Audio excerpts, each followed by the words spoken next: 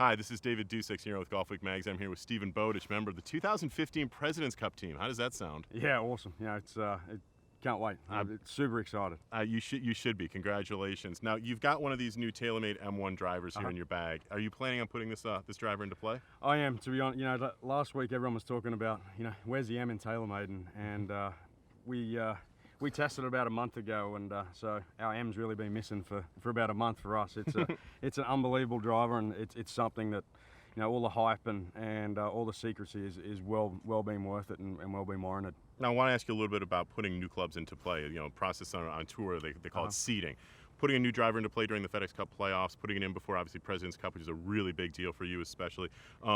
What's the process of putting a new club into play? How long does it take? How much trust do you sort of have to have in a new piece of equipment before it finds its way into your bag? Yeah, I think that the first and really the most important thing for me is the look of it. I want to be able to get up there and have it look great, have it look sexy, have it look fast, have it look like it's $1 million. This looks like $1 million car. It looks fast. It is fast, and all the stats say it is. Do you rely, when you're going through the seating process and fittings for new stuff, do you rely more on your eyes or on what TrackMan and your fitter will tell you as far as numbers? Yeah, my process is basically look first, and then I'll go on to feel.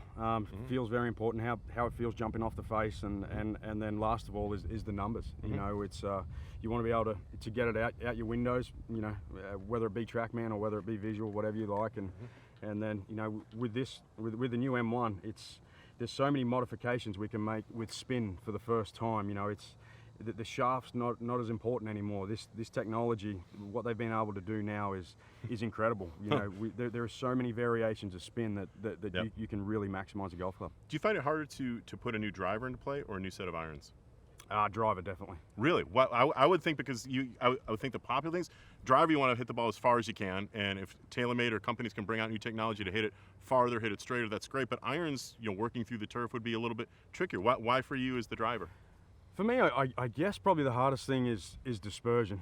Because the driver goes the furthest. If it's not going straight, it's going to go further in offline. trouble. That's yeah, right. Exactly. So I'd definitely rather play out of the semi-cut than the longer stuff. So for me, drivers by far the most important. It's the one that's got to be the straightest. It's got to feel the best, and it's got to be result based at the highest level under the most pressure. And about how long will you stick with the driver before maybe, as TaylorMade comes out in particular case, with a new one? Do you tend to stick with drivers for a long period of time, or as they sort of roll things out, do they tend to find their way into the bag relatively quickly? Not for me. I'm not much of a tinkerer. That's what I thought. Yeah. So it took me a while to get the aero burner to exactly where I want it, and now it's been there for 4 or 5 months exactly where I want it, and.